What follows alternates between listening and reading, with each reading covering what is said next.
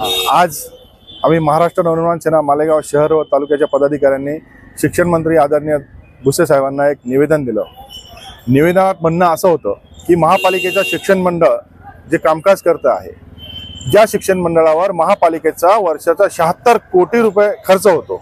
त्या शिक्षण मंडळाच्या शिक्षकांची बायोमेट्रिक हजेरी व्हावी व सर्व शाळांची चौकशी करण्यात यावी। बऱ्याचशा शाळा ह्या पडझडीला आहेत, त्यांची दुरुस्ती करण्यात यावी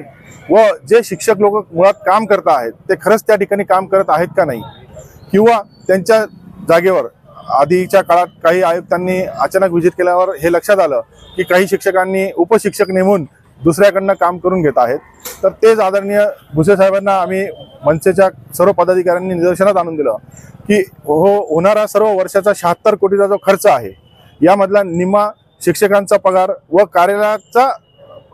कार्यालयीन जे प्रशासकीय मंडळ आहे त्याचा पगार,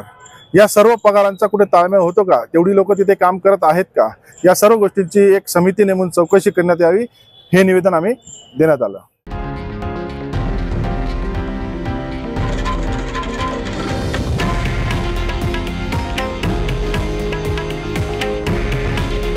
हे आहे देशातील नंबर 1 न्यूज नेटवर्क